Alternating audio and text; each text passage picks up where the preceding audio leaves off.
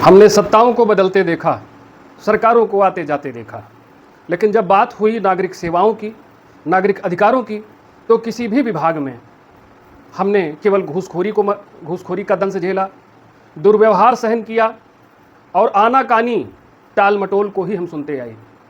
प्रतीत ऐसा होता है कि सरकार चाहे जो भी आई, सबका चरित्र लगभग एक सा था, एक सा है। यदि ऐसा ना होता तो ये भ्रष्टाचार इतनी तेजी से कैसे फलता फूलता, कैसे पारदर्शिता और जवाबदेही में बट्टा लगाया जाता। मैं बात कर रहा हूं कि नागरिक सेवाओं की, नागरिक अधिकारों की, और न सिर्फ अधिकारों की बल्कि कर्तव्यों की भी। उत्तर प्रदेश जनहित गारंटी अधिनियम 2011 लाने के पीछे हमारे नीति नियंताओं की ये मंशा थी कि जब भी कोई आम नागरिक सरकारी विभाग में जाता है तो वहाँ जो भी सेवाएं उसे प्राप्त होनी होती हैं, बिना दलाल, बिना बिचौलिए को पैसा खिलाए कोई काम होने को तैयार नहीं। और फिर बिल्ली के गले में घंटी बांधेगा तो कौन बांधेगा? एक आम आदमी से आप ये उम्मीद कैसे कर सकते हैं कि अपना सब काम धाम छोड़ करके इस भ्रष्ट सिस्टम से लड़ने का साहस जुटा पाएगा? उसके पास इतनी हिम्मत नहीं है। उसकी तमाम अपना एक जीवन है, आवश्यकताएं हैं, कुछ बंदिशें हैं, संसाधनों का अभाव है। वो इन हरामखोर बागड़ बिल्लों से नहीं लड़ सकता। फिर मजबूर होकर के, जैसे ब्रिटिश इंडिया में अंग्रेज हमारा शोषण करते थे, तमाम जगहों पर बैठ करके वो चले गए, अपने मानस पुत्रों को छोड़ गए। आज एक आम आदमी टैक्स पेयर है, वोटर है, सरकार के प्रति उसकी जो भी जिम्मेदारी बनती है उसका वो बखूबी निर्वहन करता है। नहीं भी करेगा तो भी ज़बरदस्ती करवा ही लेंगे, लेकिन बदले में उसको क्या दिया जाता है? उसका केवल और केवल फिर से शोषण ही किया जाता है। और इस शोषण की पाइपलाइन जमीनी स्तर से लेकर के कहाँ तक फैली हुई है, ये भी एक विचार का विषय है। तो सरकारी विभागों में आम नागरिकों का शोषण न हो, इसलिए हमारे नीति नियंताओं ने, उत्तर प्रदेश की सरकार ने, उस समय की उत्तर प्रदेश की सरकार ने जनहित गारंटी अधिनियम साल 2011 में लाया, इस मंशा के साथ कि नागरिक सेवाओं को पारदर्शिता और जवाबदेही के साथ समयबद्ध तरीके से सुनिश्चित किया जाएगा। लेकिन अब सवाल ये खड़ा होता है, क्या ऐसा हो रहा है? डिजिटल इंडिया के इस दौर में ई गवर्नेंस के बड़े बड़े दावों की बात कर लीजिए। मैंने जनपद के विभिन्न विभागों में जाकर के जो पाया है, जो मैंने सर्वे किया है, जो जाना है, अगर मैं वो आपसे साझा करूं तो हमारे जनपद के कलेक्ट्रेट परिसर में बना हुआ जो राजस्व अभिलेखागार है, मैं वहां गया और मैंने अभिलेखागार के जो प्रबंधन कर रहे थे उनसे मैंने पूछा कि यहाँ पर जितने भी अभिलेख सुरक्षित हैं, अधिकांश को मैं देख पा रहा हूँ कि फटे हाल में हैं, खराब हालत में हैं, अपठनीय भी हो चुके हैं। यदि ये प्रति नष्ट हो जाएगी तो क्या दूसरी आपके पास है? तो उन्होंने बड़ा ही व्यंग्यात्मक जवाब देते हुए मुझसे कहा कि जब कपड़ा फट जाता है तो बाजार से नया लिया जाता है। तो मैंने कहा, श्रीमान जी आप कुतर्क कर रहे हैं, ये कपड़ा नहीं है, ये महत्वपूर्ण अभिलेख है, ये फट जाएंगे तो आप किस बाजार से इसको लेकर के आएंगे? उनके पास कोई जवाब नहीं था।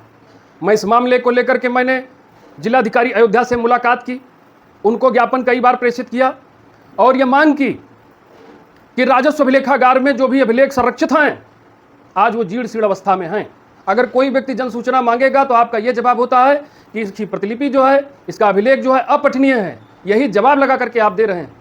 इन अभिलेखों के रखरखाव की जिम्मेदारी तुम्हारी है और रखरखाव नहीं कर पा रहे हो तो बहाने बना रहे हो। किसकी जिम्मेदारी है ये? कलेक्टर की जिम्मेदारी है। तो बताइए कलेक्टर साहब, इन अभिलेखों का डिजिटलीकरण क्यों नहीं हुआ? इनका बैकअप क्यों नहीं तैयार किया गया? ये एक बड़ा सवाल है। अब चलिए जिला अस्पताल की तरफ। जिला अस्पताल में कितने डॉक्टर्स हैं, उनका ड्यूटी रोस्टर क्या है, क्या वहाँ पर हेल्प डेस्क है? मुझे नहीं मिला। मैं अपने अनुभव आपसे साझा कर रहा हूँ। और क्या जिला अस्पताल की अपनी एक आधिकारिक वेबसाइट है जिस पर वो अपनी क्रिया, कार्यवाही, सारी सब चीज़, डॉक्टर से संबंधित जानकारी, अस्पताल की कार्य क्षमता से संबंधित जानकारी को सार्वजनिक कर रहे हो? नहीं, ऐसा कुछ भी नहीं। फिर भैया काहे का डिजिटल इंडिया, किस बात की ई गवर्नेंस? मैंने वन विभाग में RTI डाला। मैं गया जिला वन अधिकारी के कार्यालय में, वहाँ मैंने पूछा कि जनपद में पिछले 10 सालों में आपने कितने पेड़ों को, जो योजनाएं हैं, गवर्नमेंट प्रोजेक्ट्स, उनके लिए आपने कितने वृक्षों को काटने की अनुमति दी थी, उसका मुझे आंकड़ा बताइए। और इन वृक्षों को काटने की अनुमति देने से पहले इन्वायरमेंट इम्पैक्ट असेसमेंट होता है, उसकी रिपोर्ट मुझे बताइए। अनुमति आपने दे दी, फिर दूसरा सवाल खड़ा होता है कि ये बताइए कि इसके बाद प्रतिपूरक पौधरोपण आपने कहाँ किया, किस गाटा संख्या में किया, किस क्षेत्र में किया, उसका ब्यौरा आप उपलब्ध कराइए। और जब मैं कार्यालय से निकल रहा था तो मैंने अपनी जन सूचना प्रार्थना पत्र पर मैंने कहा, श्रीमान जी इस पर आप डायरी नंबर मेंशन कर दीजिए। तो उन्होंने कहा हमारे यहाँ डायरी नंबर मेंशन करने का कोई चलन नहीं है।